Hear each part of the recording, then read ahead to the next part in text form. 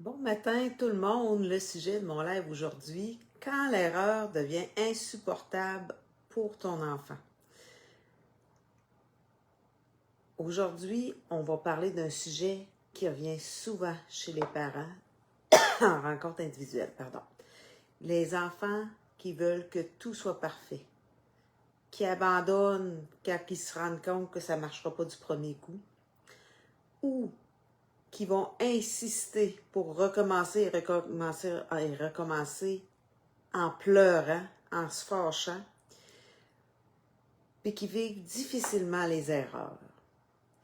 Pour ceux qui ne me connaissent pas, mon nom est Nathalie, je suis éducatrice à l'enfance depuis 31 ans et je suis aussi coach en parentalité formée à l'approche croître.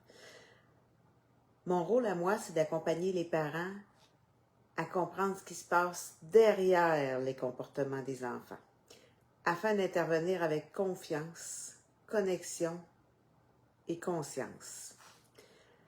Aujourd'hui, je vous propose une façon différente de regarder le perfectionnalisme de votre enfant.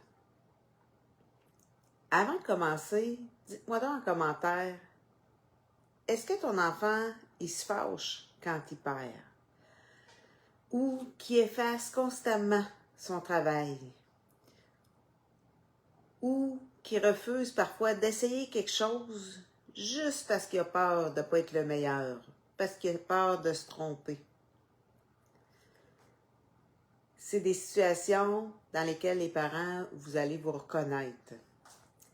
J'accompagne souvent des parents qui me racontent quelque chose comme « Mon enfant est en train de dessiner, il s'est trompé dans un petit détail, puis il va tout effacer. » Puis des fois, au point où la feuille va se déchirer, là, tellement il va avoir recommencé.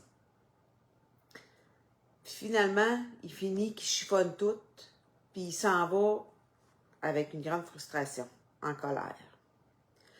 Ou encore, les parents qui voient leur enfant refuser de faire une activité nouvelle parce qu'il se dit déjà « Ah, je serai pas bon ». Comme parents, on regarde ça puis on se dit « Ben voyons, c'est toujours bien qu'un dessin ». Ou « Ben là, c'est juste un jeu ». Ou tout simplement « Ben c'est pas grave ». Mais pour l'enfant, là, c'est pas juste un dessin. C'est vers là qu'on va aller aujourd'hui avec ce live-là. On va changer nos lunettes.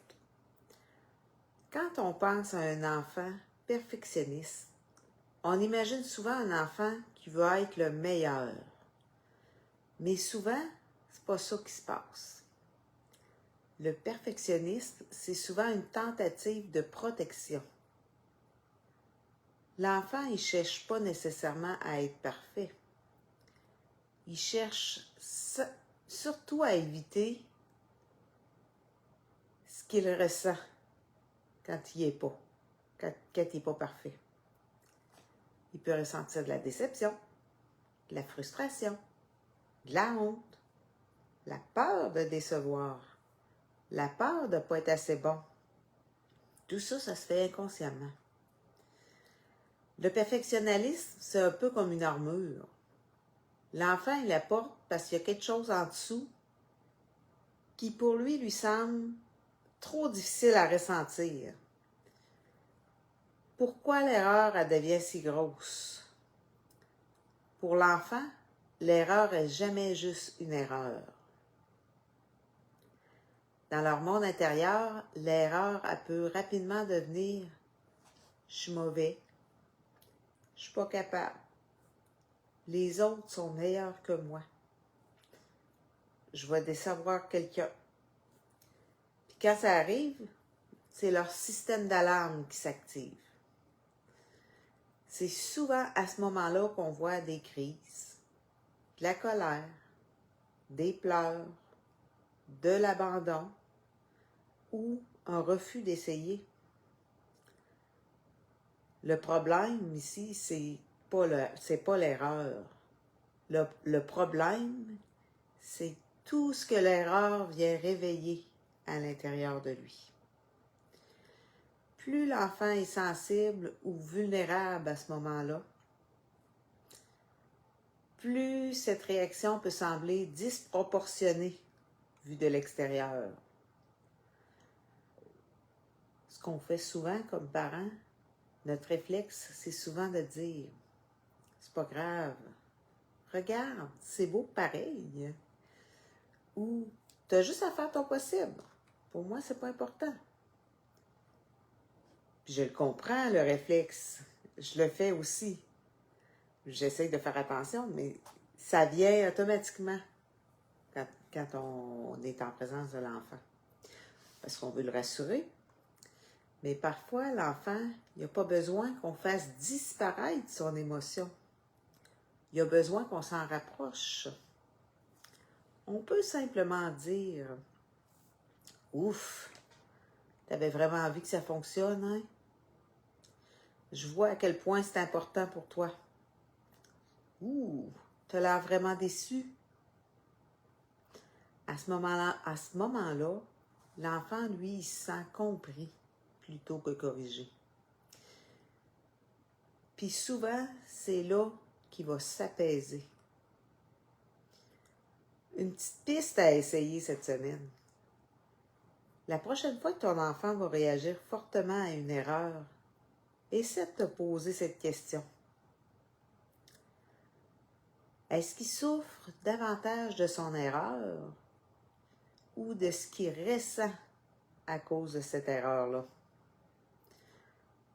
Souvent, ça va être le ressenti qui va attirer notre attention. Parfois, quand l'erreur est insupportable pour notre enfant, ça vaut aussi la peine de se demander comment moi, en tant que parent, moi, en tant que personne, je réagis à mes propres erreurs. Parce que nos enfants ils apprennent beaucoup plus en nous regardant aller que par les choses qu'on va leur dire. C'est quand même intéressant de se questionner là-dessus. Personnellement, si je le fais, là, ça me fait oups. En conclusion, j'aimerais vous laisser avec cette réflexion. Un enfant perfectionniste, il n'a pas besoin qu'on lui apprenne davantage à réussir. Souvent, il a surtout besoin de découvrir qu'il peut rester en sécurité dans la relation, même lorsqu'il se trompe.